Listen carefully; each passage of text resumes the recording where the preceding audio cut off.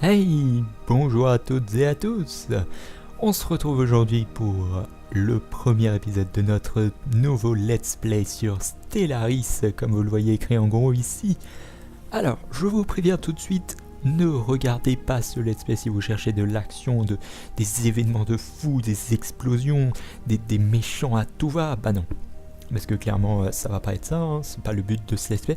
Ce Let's Play c'est un Let's Play reposant, j'ai plus de voix. Comme vous pouvez l'entendre, même moi je le sens, tu vois. Donc c'est que j'ai vraiment plus de voix, tu vois, c'est la fin de la journée. Je tourne ça tranquille dans ma chambre. Personne ne vient me faire chier. Alors si tu as envie d'être comme moi, cale-toi, prends-toi une canette de coca. Ce que tu veux. C'est pas, ça peut être de l'eau, ça peut être, je sais pas, de l'épar si t'es vraiment une personne très étrange. Je ne t'en voudrais pas, hein. Tu peux prendre à manger aussi, genre, je sais pas, des frites. Des frites, ouais, tu te poses devant ta vidéo avec des frites. Bon, bref. Mais voilà. Donc, ce let's play, je ne vais pas parler fort, vous voyez. Je lance une nouvelle partie. Je suis avec vous. J'ai créé des humanoïdes, mais on s'en bat les couilles totalement. On crée un nouveau peuple, un nouvel empire, on construit. Et on va tout changer. Je ne connais pas très bien le jeu, donc je ne pourrais pas. Ce n'est pas censé être un tuto. Vous allez sûrement apprendre des choses si vous n'avez jamais joué au jeu, mais entre nous, tac tac, je veux ça. Tac tac. Voilà, c'est. Vous allez apprendre des choses, mais c'est pas un. Attendez, hop, c'est pas un... Merde, comment on appelle ça? Vous le savez, pensez dans votre tête. Voyez ce mot dans votre esprit. Oh oui, un tuto. Oui. Dabax, c'est bien Dabax, non? Allez, Dabax. On va mettre mammalien, molluscoïde, plantoïde, reptilien. Où sont les réfractins, les anthropoïdes, voilà. Parce qu'on a pris une race d'anthropoïdes, allez, hop. On s'en bat un peu les couilles, vraiment. Genre c'est un let's play posé, j'ai pas envie de me faire chier. Comme vous le voyez, je sais déjà ce que je veux, à peu de choses près. On va prendre un mâle, on va l'appeler Obre Pilix. Culinule, ça c'est bien Culinule. On va lui mettre des couleurs de... Oh, il est beau comme ça. Non mais comme ça il est mieux. On va lui mettre une salle derrière. Une salle comme ça, parce que ça fait scientifique, vous voyez. Ça, parce que ça fait un peu junkie, vous voyez. Suivant. Il va être dans un monde tropical. Voilà. Wow. Cité arthropoïde. Ils vont être fanatiques matérialistes, mais aussi militaristes. Parce que nous, on n'est pas là pour faire des bébés, hein. On est là, hop, kill de minière. On est là pour mécanique. Ah putain, c'est mal foutu leur truc. Suivant. Non, allez, ok. Je peux pas mettre un nom, non. Ah, d'accord. Un nom de planète natale et... Ah, d'accord. Xana, c'est bien, pas de pu. Ah, ça c'est moins bien. Aléatoire, on laisse en aléatoire. Suivant, hop, on met... Tabax Common, Tabax Democratic Tribe, League of Potbu, Tabax République. Voilà, génial. Hop, le drapeau, on va le prendre. C'est où que je le voulais? Aucune idée.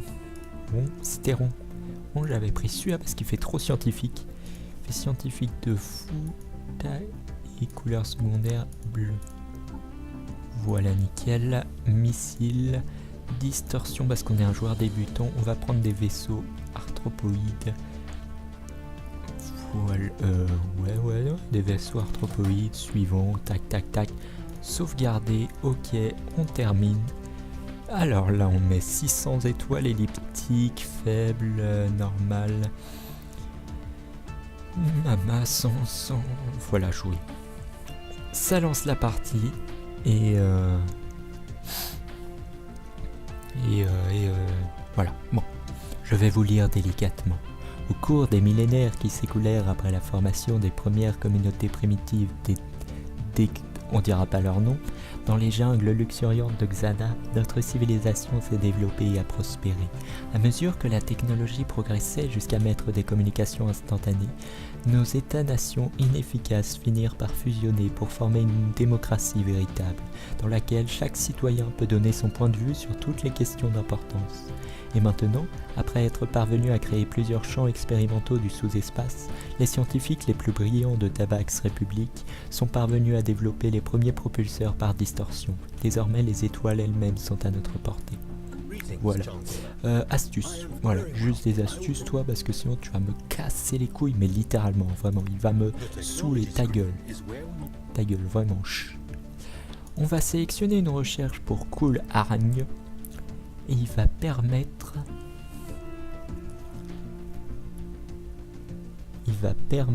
le réseau de panneaux solaires. Lui, il va chercher la terraformation. Ouais, la terraformation. Et lui, il va chercher les... Il va chercher ça, voilà. Après, ici... Ah, chut. Lui, il va nous faire rien du tout pour l'instant. Ici, on va explorer... Attendez, où est notre vaisseau scientifique? Chut. Explorer... Reconnaissance, voilà. Lui, il va partir en reconnaissance ici. Et nous pouvons lancer la partie. Voilà, nous sommes à vitesse normale. Bon, maintenant vous allez admirer... Oh, pardon. Maintenant, vous allez admirer la beauté du jeu. Regardez-moi ça, voilà. Vous voyagez. Vous êtes avec moi. Reviens là. Vous êtes avec moi et vous voyagez de planète en planète. Voilà. Nous sommes avec notre beau vaisseau scientifique qui nous éblouit. Nous ne voyons plus rien. Nous sommes aveugles. Voilà, c'était l'aveuglement. Donc nous allons nous caler et nous allons regarder ça. Regardez comme c'est magnifique. Et je ne ferai pas d'ellipse. Ces épisodes seront vraiment comme ça. Je ne déconne pas, je suis totalement sérieux. Oh putain, c'était lourd de garder son sérieux. Mais je suis sérieux, on va vraiment regarder tout comme ça. Genre vraiment, comme si nous étions Dieu et que nous regardions nos petites créatures faire notre vie. Car au final, c'est ça le but du jeu, vraiment.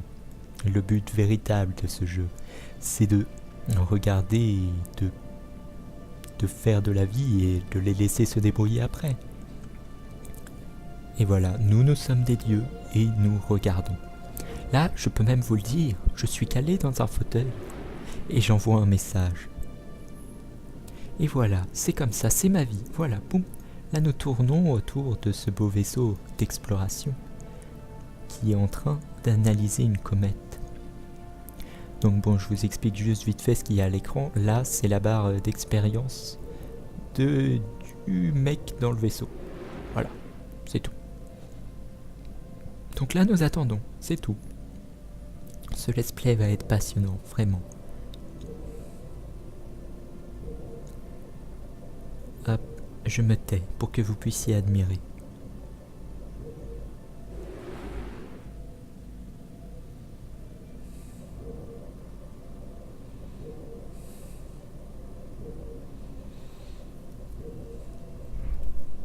Bon, sans déconner, on va regarder un peu. Ok, bon, on a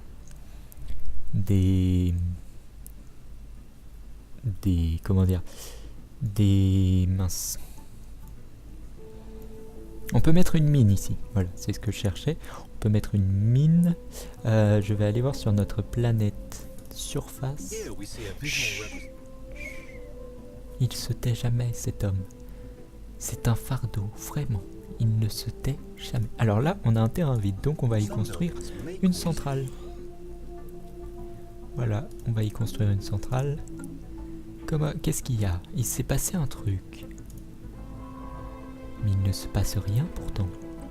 Regardez, nous pouvons faire un gros zoom sur ce beau vaisseau.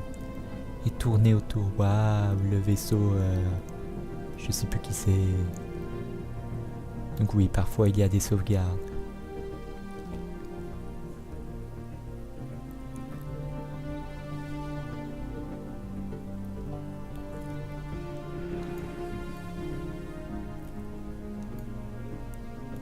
Comme c'est beau, regardez, nous pouvons zoomer. Alors bon, je vais vous montrer un peu la map, voilà. Donc ça, c'est la vue d'ensemble et nous sommes là. Voilà, nous avons tout ça à explorer.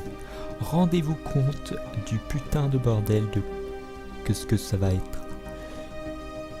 Du coup, ça va être le gros bordel. Genre vraiment, merde. Genre vraiment. Du coup là, genre on va mettre en rapide. Genre j'en peux plus, voilà. En rapide, il va beaucoup plus vite, même si ça se voit pas. Ah là, il est en train de scanner et vous voyez que ça va beaucoup plus vite. Alors là, voilà, il n'y a pas photo. Il se déplace à une vitesse complètement folle, mais les joueurs aussi. Du coup, est-ce que c'est rentable? Je n'en ai aucune idée. Honnêtement, je n'en ai aucune idée. Mais voilà, c'est trop cool. C'est genre le jeu du moment. Non, mais mon jeu du moment. Je fais que d'y jouer, réellement. Genre, actuellement, bon, je vais vous raconter ma vie dans ce let's play. Je suis en stage actuellement. Je ne branle rien, je joue à ce jeu. Oh, Ah, je vais pouvoir vous montrer. Le vaisseau de construction, tu le prends, et toi tu te tais. Tu le prends, et tu le fais aller sur... Merde. J'ai dit tu le prends, et tu le fais aller là. Voilà. Et là, si tu fais Q, et que tu le regardes, il y va.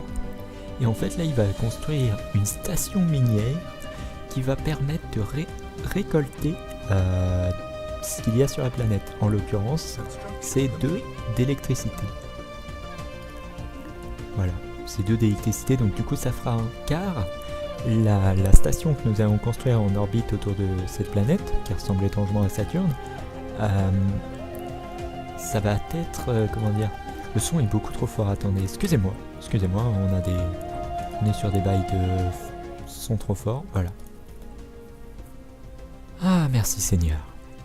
On reprend. Donc, la station qui va être en orbite autour de Vurle-Pacod, elle va coûter 1 d'entretien par mois, un petit crédit énergétique. Du coup, là, ça va peut-être nous rapporter 2 par mois, mais 1 va être bouffé. Donc du coup, c'est comme si ça rapportait 1 par mois.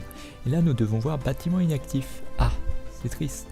Et toi, la file d'attente est... Ouais, ok. Donc on s'en fout un peu. Nous allons revenir sur notre vaisseau scientifique qui finit d'analyser Vurle-Lad. Mais pourquoi? Que fait ce vaisseau? Il est extrêmement... Ah, c'est sur pause. Ok.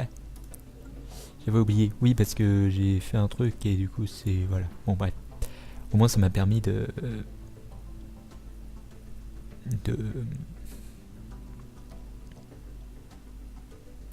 Mince, de vous expliquer, voilà. C'est très stressant parce que, bon, je vais vous raconter ma vie dans cette série. Hein. Là, je suis en train de m'embrouiller avec une fille que j'aime énormément, que j'aime plus que tout au monde. Ce n'est pas ma mère, calmez-vous. Oh, une anomalie. Toi, chute. En gros, parfois, on va tomber sur des anomalies et le scientifique, il va se dire, ça peut être tout et n'importe quoi. Mais le scientifique, il va se dire, il faut que j'enquête. Du coup, là, il y a un risque d'échec ici. J'ai essayé de vous montrer avec mon doigt, mais c'est même pas la peine, je suis un peu con. Il y a un risque d'échec qui est de 0%. C'est la première, c'est de base, elle est scriptée tout le temps celle-là. Il y en aura tout le temps une, elle sera de 0% et ça va te dire, waouh, regarde, c'est magnifique. Bon, putain, faut que je mette sur play, c'est chiant ça. Du coup, voilà, c'était juste pour vous dire ça.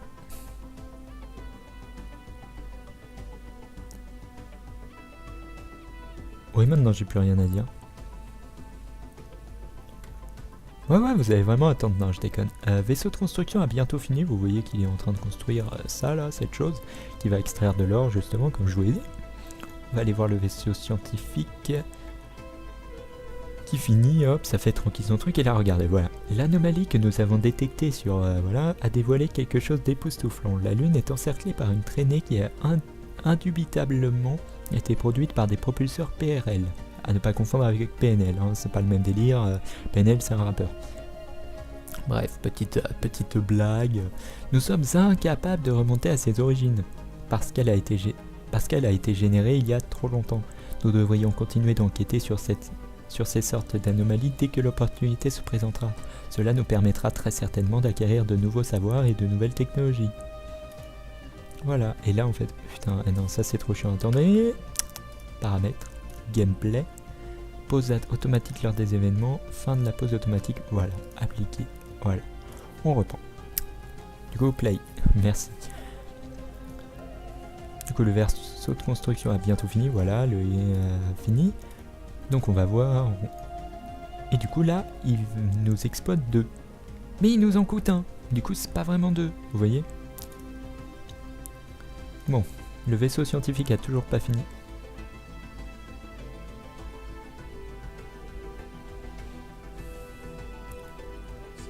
Ah voilà.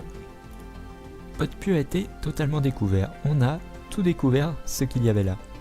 Ah, nous avons maintenant acquis la certitude que Xana n'est pas le seul endroit doté d'une riche biosphère. La communauté scientifique, tout comme la population, est impatiente d'en savoir plus sur les différentes formes de vie aliens dans la galaxie. Le catalogage des formes de vie que nous avons déjà rencontrées est en cours, mais les xénobiologistes insistent pour que nous concentrions nos explorations planétaires sur les mondes habitables porteurs de vie. Excellente suggestion. Donc ça va nous mettre des missions entre guillemets, oui, et puis voilà, on doit trouver 8 mondes habitables, on doit faire 4 stations minières, enfin des trucs comme ça. Donc là, le vaisseau scientifique, vous voyez qu'il sert à rien. Et bien là, on va l'envoyer, par exemple, sur Lando, sur Viriac, on va l'envoyer sur Peya. Voilà. Donc là, il va aller dans Peya, et si on regarde, hop, Podpu, c'est très dur à dire. Et là, hop, il se déplace et il va sur Peya. Et Peya, si nous allons voir, elle est dans notre... comment dire? Dans notre... oui, ça nous appartient, entre guillemets. C'est dans nos frontières.